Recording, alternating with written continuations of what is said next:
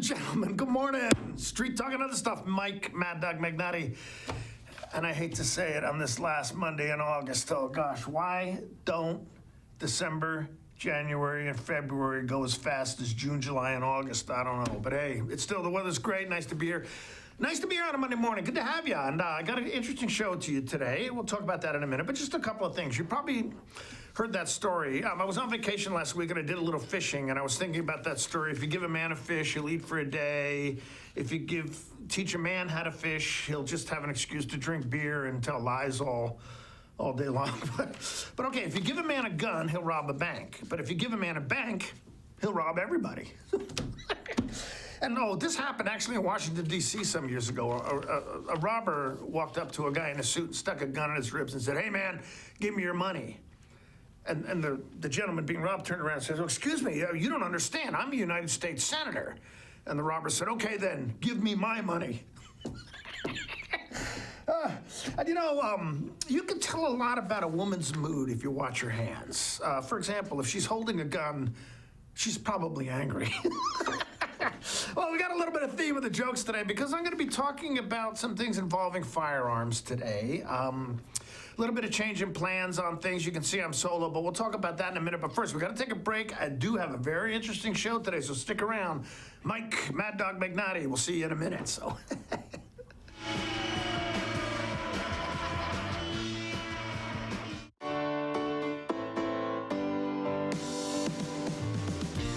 Only one dealership in Wenatchee has Motor Trend's SUV of the Year and Truck of the Year. That's right, Town Chrysler Jeep Dodge Ram has the all-new Jeep Wrangler and the all-new Ram 1500 pickup.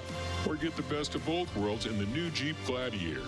Visit Town Chrysler Jeep Dodge Ram today for more information on these award winners and see why there's no reason to leave town to buy your next vehicle. At the Siren Song Vineyard Estate Winery and Restaurant on the south shore of Lake Chelan, you'll discover a variety of handcrafted wines and a European-inspired menu. Join us for live music, private events and weddings, cooking classes, and more. Sip, dine, and take in the stunning views of Lake Chelan at Siren Song. Visit sirensongwines.com for hours and event information. Everyone has a Siren Song. What's yours? Hi, Stephen DeVilbiss here, Branch Manager of Beneficial and Home Care. We are an equal opportunity employer and we do not discriminate in employment or services. It is our mission to maximize our clients' physical health and sense of mental well-being while remaining in the comfort of their home. We are currently seeking professional caregivers who share our mission to help our clients live safely and comfortably at home. Call Beneficial and Home Care. Schedule your interview today. 509-663-7900. Wowee! Collins Fashions has all your needs for summer events. Cool tanks and tees, Bermudas, skirts, capris, ankle pants, embellished jeans, pretty sundresses. And ladies, we have amazing special occasion dresses for your weddings and cruises. All washable in many flattering styles and colors. Collins has over 100 different styles of sandals and shoes for your lifestyle. Tommy Bahama for men and women is in stock and we can special order just for you. Come in soon to your Brighton headquarters where fun meets fashion in downtown Wenatchee.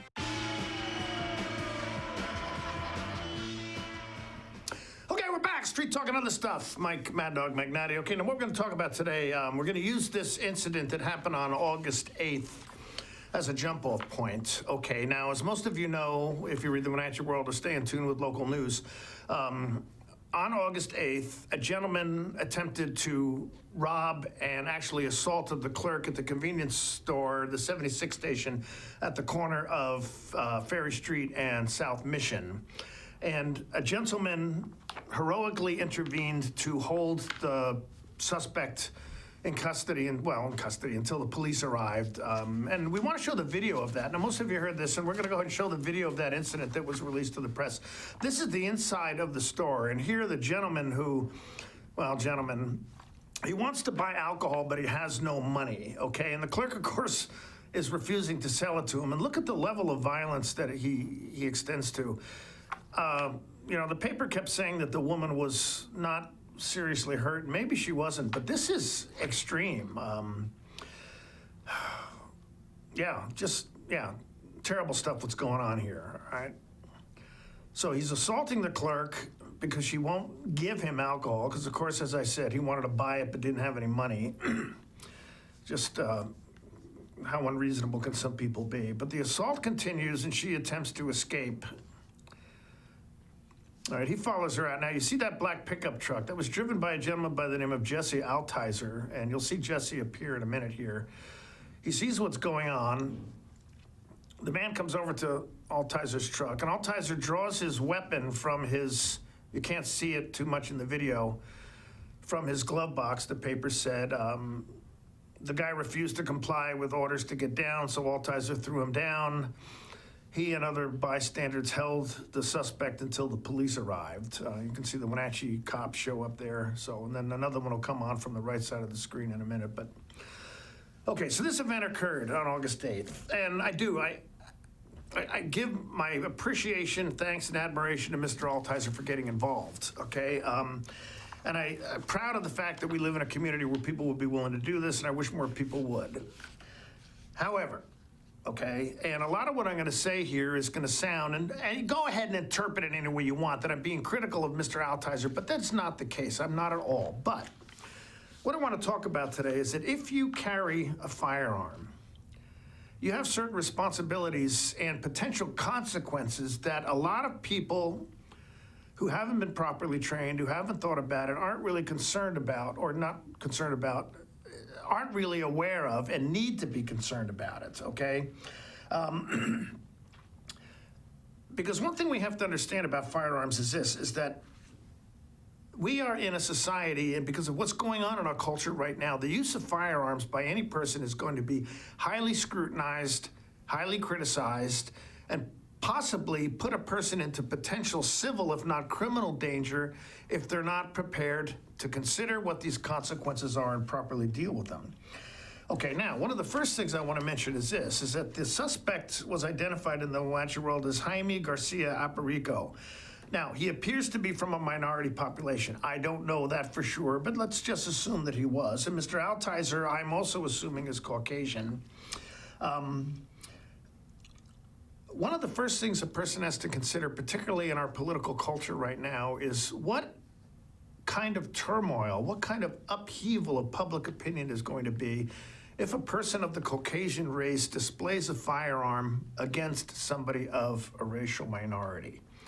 Now, if we were more racially diverse in this community and had this circumstance occurred with different races involved, you can just imagine the pot boiling over and all the problems that would confront a person of the Caucasian race who did display a firearm, even if that firearm was not fired, okay, to do anything to compel someone of a different race to stop, comply, or anything like that.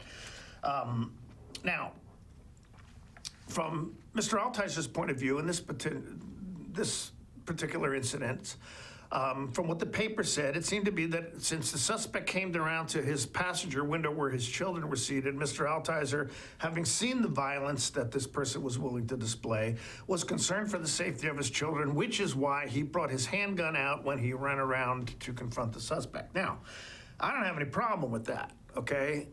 I don't have any issue with that. However, other people are going to, all right? Other people are going to say, why was a handgun necessary? In what way did he assume that this person was going to be a danger to his children? Just because he approached or was close to the window of his car, does that mean that the level of threat to his family's safety was sufficient for Mr. Altizer to, or any person in a circumstance like this, to resort to lethal force? Now, lethal force. That's what a handgun is, okay? And this is what a lot of people don't really understand. Now, correct me if I'm wrong, but a handgun has or a firearm has three purposes. Target shooting, which is fine. Hunting, or protection. But a firearm's purpose is to kill. It's not to wound, okay? It's not to threaten. It's not to shoot the gun out of people's hand or shoot somebody in a flesh wound to get them to stop. This idea that you see on TV, I saw it actually on SUV the other day. Detective Tutuola, played by Ice-T, shot a guy, and the guy who said, am I gonna die? And Tutuola's, oh no, it was just a flesh wound. Well, police aren't trained that way, okay? They're trained to shoot for body mass and trained to continue to shoot until the threat is stopped. And the reason is because when you're in a situation where you're dealing with lethal force, these things happen very quickly, the stress level's high, and this idea of being enough of a marksman and have enough composure to be able to shoot the gun out of somebody's hand or just shoot to wound them is absolutely ridiculous, okay? Okay, now, I don't have any argument with Mr. Altizer or anyone else in a circumstance like this seeing a level of threat that would justify the use of lethal force. However, other people would, okay, as I said. Now, one thing that was interesting is that Mr. Altizer said in the paper that he didn't intend to shoot the guy. Okay, all right. Then why pull a handgun, okay? Why pull a handgun? The gun is not to threaten. The gun is not to intimidate, all right? And even if he said, I wasn't sure of the level of threat involved, that could be taken to justify a person's decision to pull lethal force. It could also be taken to criticize it. If you don't know the level of threat involved or risk to you that you're trying to prevent, why do you automatically assume that lethal force is justified? Again, I'm not saying I would have that argument, but let's face it, folks, people are going to, all right, particularly in our culture. All right. Okay, now I've often heard people in certain circumstances say, I wouldn't hesitate to pull the trigger. If my family was threatened or if I feel that my safety was involved, I wouldn't hesitate to pull the trigger for somebody. Well, maybe.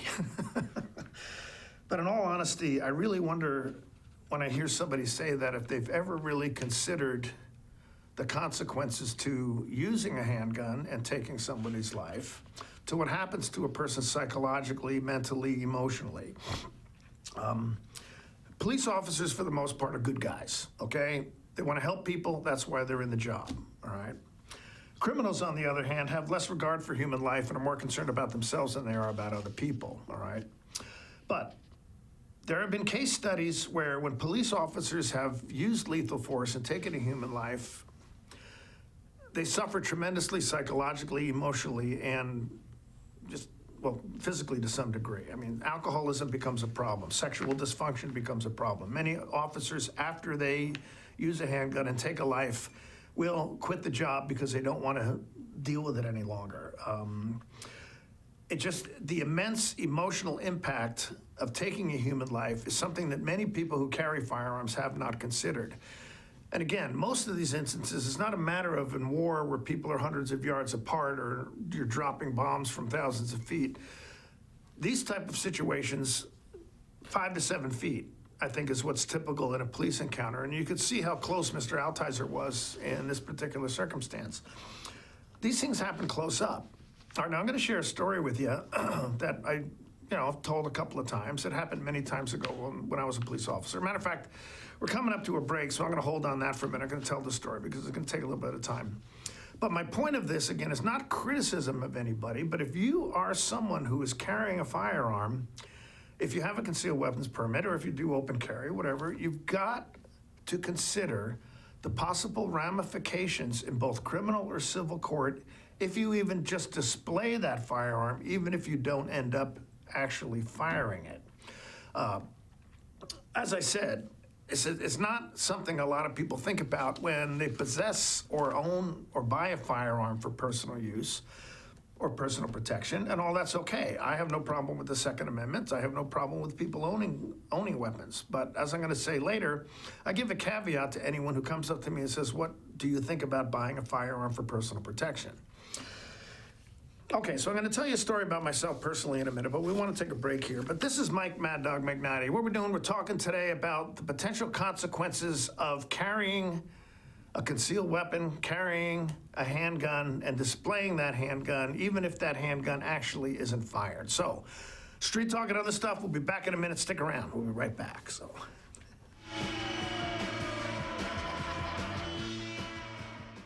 Some jobs are a calling. They take passion and a devotion to the community. They're here for your kids, guiding the next generation of leaders. At Giza Credit Union, we help you support local teachers. Every purchase you make with the Gisa Local Heroes Affinity debit card, we make a donation to select teacher organizations. After all, we can never repay them, but we can do our best to help a little with the Gisa Teachers Affinity debit card. Succession is leading the way for a new generation of Chelan wineries. Named Platinum Winemaker of the Year in 2017 and the one to watch in 2018 by Wine Press, Succession is setting the pace. Award-winning wines are just a part of the overall experience. Add live music on Sundays and fantastic views, and you have it all. Succession Wines, located on the north shore of Lake Chelan between Chelan and Manson. When the people you serve are your friends and family, you see the world a bit differently. You understand that your survival depends on the health and strength of your relationships. Your word is your reputation, and that doing the right thing is the only way of life that matters.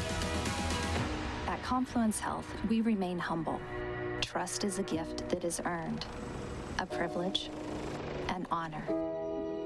And we remain grateful for the trust you place in our hands. Boating in the Wenatchee Valley starts at Bob File Boats and Motors. Now you can fish like a pro without breaking the bank thanks to the ProMag aluminum fishing boat by Smokercraft.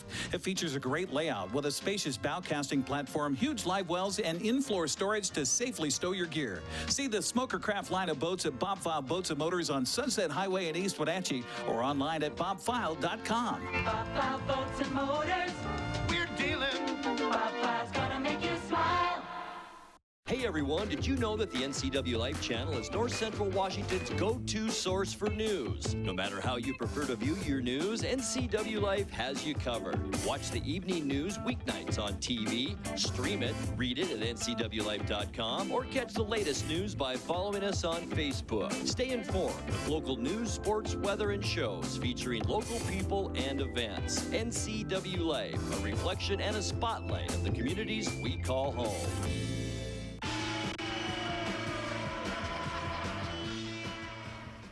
Okay, Maddog Magnotti, we are back. We're talking about the potential consequences of displaying lethal force, i.e. a handgun or firearm, in a situation where a citizen gets involved in some sort of crime prevention or home protection or that type of thing. And I want to tell a story just to exemplify some of the consequences and responsibilities we face. Now, as I said earlier, police are trained in, significant training in use of force type of applications. And we're taught specifically what lethal force is.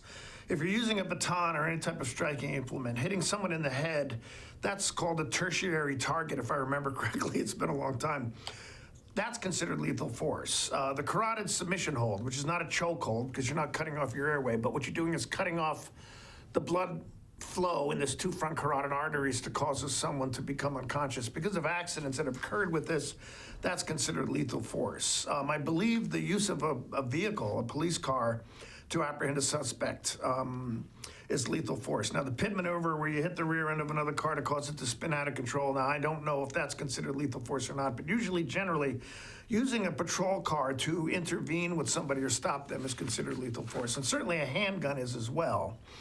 Okay, now the story that best exemplifies some of the responsibilities I'm talking about occurred to me back when I was on patrol. We had a report of a man who had beaten up his wife. He had a gun, and he was going out to make a cop stop him so he could commit suicide by cop type of thing. So a few hours later, I spotted the car, pulled it over, and the guy got out. Well, I had my weapon out. We had been told by an eyewitness that the man had a gun. He had one, so I ordered the man to stop. He didn't comply, started to walk away. He came back. I finally pepper-maced him, and he pulled a gun on me. He pulled it out and began to point it, all right? Pulled up his shirt. There it was in his pants. It was a revolver, and he pointed it at me. I could have shot him, and it would have been a clean shoot, okay? I mean, no question about it. I thank God I didn't, okay? I really do. I disarmed him. I took the gun, got the gun out of his hand. I threw him down on the ground, and he was saying, "Why didn't you shoot me? Why didn't you shoot me?" All right, and I started to give him a lecture about the emotional and psychological effects that occur on police officers when they shoot. I really did. It's kind of funny thinking about it now, but it's just the whole incident gives me heebie-jeebies, all right? Now, like I said, it would have been a clean shoot. The guy pulled a weapon at me and pointed it and was about to pull the trigger. All right. The interesting issue of this is there was one identified witness to this incident who was inside a storefront right in front of where this was happened, was probably about 10 or 15 feet away, viewing it through the storefront. And he told the Wenatchee World later, he says, the guy was no threat at all. He was too drunk to do anything. Now, how the person could tell this from the distance he was without being that close, I don't know. But the point was, this gentleman who was the identified witness was somebody who didn't like me very much because I had just cited him for theft the week before. But think about the hassle that I would have gone through at the coroner's inquest when this guy got up to testify. Had I shot the man, and had he died, or the review if I just shot him and whatever. When this man was called to testify, this identified eyewitness, his version of the thing totally would have been that the shooting was unnecessary, that the guy wasn't a threat, et cetera, et cetera. Now, this wouldn't necessarily have turned everything against me. I still believe it would have been deemed a righteous shooting. But just look at the upheaval that would have caused. I mean, I was a cop. I mean, there's a lot of people who didn't like me. I mean, it would have been those rumors that, yeah, he shot a guy in cold blood, et cetera, blah, blah, blah. Even remember when the Albertsons person was shot some time ago, clearly a righteous decision where the person was coming at the police officer with a knife. There was a man standing across the police station for a while with a sign that says, stop murdering people. Well, nobody was being murdered, but this is what type of response comes from the public anytime a handgun is displayed, whether it's used or not. And you civilians who are carrying need to be prepared for the consequences of this, okay? Someone's going to ask you, how did you determine the level of threat? Like I said, in this incident in the video that we saw, the gentleman who did draw the handgun felt that his kids were being threatened. Okay, and again, I have no problem with that, okay? I have kids too. I probably would have done the same thing. But somebody, what else would have come around and said, your car door was closed, your kids weren't threatened, et cetera, et cetera. Your pulling of the handgun was improper, unauthorized, so therefore you're being sued or you're being found criminally liable for assault in the second degree because you pointed a handgun at a guy. The other thing is this, well, many other things, but one of them is this. If you don't intend to use it, as this gentleman stated in the paper, said it, I mean, it was quoted in the paper. I'm assuming that the quotation was correct. I didn't intend to shoot the guy. Well, why would you pull a weapon out if there's no intent to shoot? Now, again, I understand his reasoning. I support it, okay? But you have to be careful. A handgun, a firearm, is, in a situation like this, it's considered lethal force. It has to be considered that. You can't just pull it indiscriminately and feel that your feelings of justification are going to be supported in a civil court proceeding or even a criminal one if anything goes further than that. Okay. As I said earlier, the way police officers are trained, because of these lethal force issues, they think seriously about, I mean, the gun doesn't come out of their holster unless they're prepared to use it, unless a situation exists where somebody's life actually may have to be taken or lost, okay? It's a serious issue and it needs to be considered properly. Okay, all right, talk a little bit about that. All right, so now something else needs to be considered if you carry a firearm. Have you had proper training, okay? There is a gentleman I know, I used to work with him, his name is Guy Miner. He runs a company called GMM Defense. I think you can find that on Facebook, or if you need to know it, you can certainly email me, maddog@nwi.net, and I will give you the information where you contact him. He does an excellent job of firearm safety training. Now, I don't know for sure if he goes into the mental, emotional, and psychological aspects of using a handgun for self-defense. I would imagine that he does. He's very competent about this, but if he doesn't, Guy, if you're watching, I think you should think about it. But people have come up to me and said, well, what is your thought about buying a handgun for home protection? Well, first of all, I'm not going to do it, okay? If a person breaks into my home and a handgun is displayed or possibly used, the questions that are going to come up later are, were there any other alternatives, okay? For example, if I'm standing in my kitchen door, a bad guy is between me and the front door, he has an exit possibility, okay? I don't necessarily have to shoot him. I don't necessarily feel that I am threatened to the point where legal force is going to be considered viable. I can turn around and run out my back door. Now, again, I think we have a stand your ground rule in Washington State. All that's fine, okay? But do you really want to count on it if you're in a situation where you're being sued civilly or criminally, okay? These are just things to think about, all right?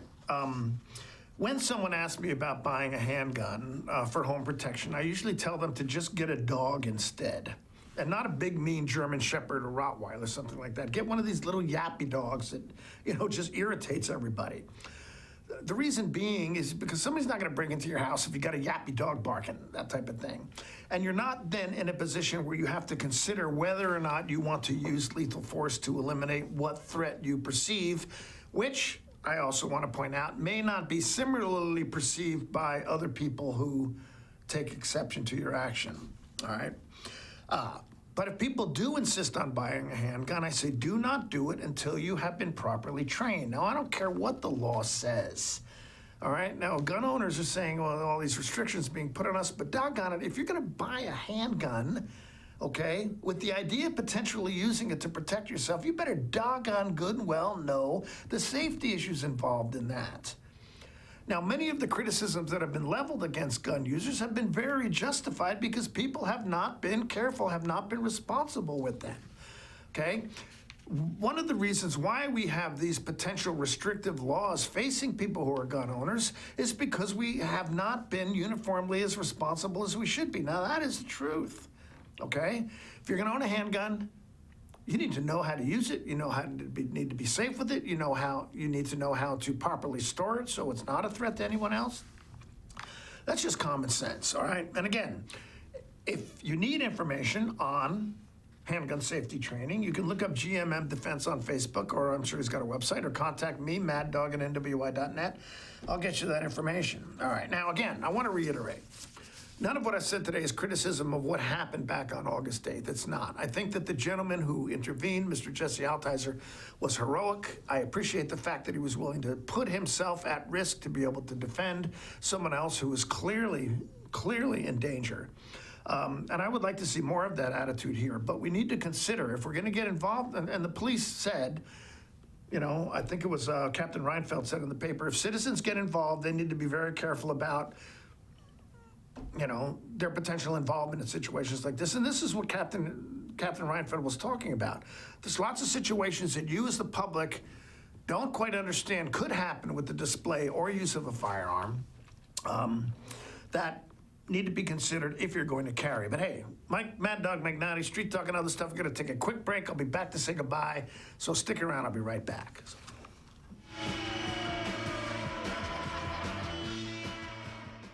Badger Mountain Brewing is proud to announce the grand opening of our new kitchen. Come try out our new menu featuring fabulous steaks, prime rib, gourmet burgers, and seafood grilled up by experienced meat master, Chef Galen Goodman. To complement your mouth-watering meal, Badger Mountain Brewing features 14 in-house crafted beers, an alcohol-free root beer infused with 11 different herbs and spices, 3 different ciders, and a great wine selection. Don't miss out on the best meats and the best brews down at Badger Mountain Brewing, located at 1 Orondo Avenue across the tracks from the Pybus Market. After 21 years at the Lake Chelan Mailboxes store, Jerry and Sherry are ready to retire. Jerry and Sherry would like to thank everyone and give some lucky person a business opportunity. That's right, you could own a great small business in Lake Chelan with a proven track record. This includes FedEx, UPS, and USPS services, making it a unique offer. For information on buying Chelan mailboxes, call Jerry or Sherry, and while you're there, wish them well.